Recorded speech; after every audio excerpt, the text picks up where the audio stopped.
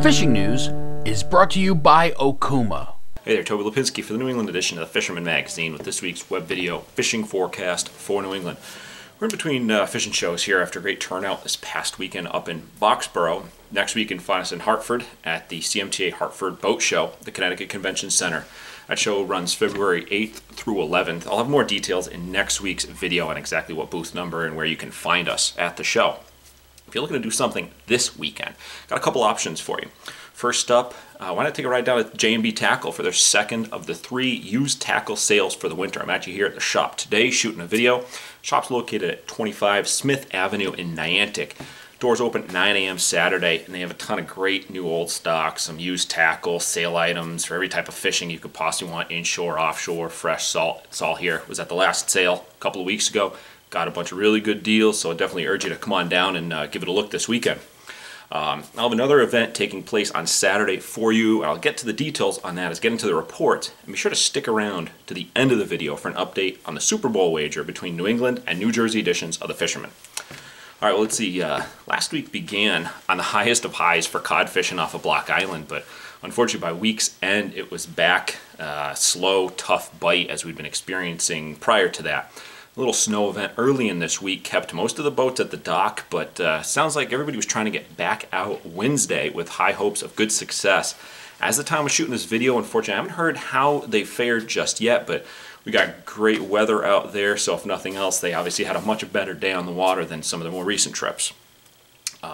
Ice fishing wise, we got some fishable ice in southern New England, but a lot of it took a hit over the weekend due to the warm weather and the rain that came through, but there remains plenty of safe ice a little bit more north. I went out one evening early in the week in northern Connecticut and found solid 7 to 8 inches of ice still remaining.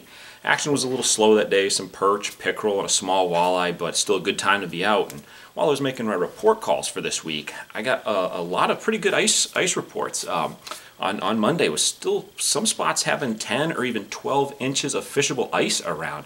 There are some places that have some open water around the edges. Some of the bigger lakes there's freed up, so definitely be careful when you're heading out there. But on a positive note, despite just a general mixed bag of fish coming in, got some pretty good pike catches being noted. Lots of guys targeting them this year, and some pretty big fish being iced as well.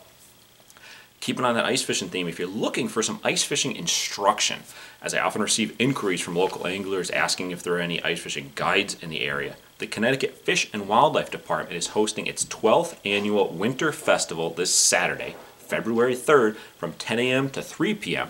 at Burr Pond State Park in Torrington, Connecticut.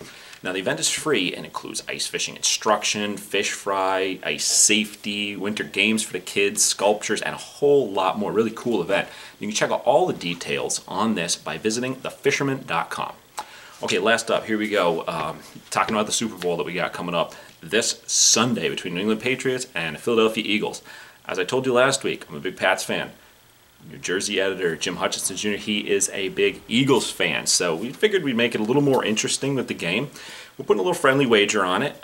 Basically, whichever team loses, they got to go to the winning team's editor's region this coming year, dress up in the winning team's gear. We're going to shoot a video report for the week on site that day, as well as get a picture, which is going to come up probably once the football season starts down the road, of that editor wearing the other team's jersey. So just a little bit of fun. We're still looking. If you got anything else you want to add to it, be sure to check in, post up here on the YouTube video, let us know through the comments section on Facebook, whatever you want.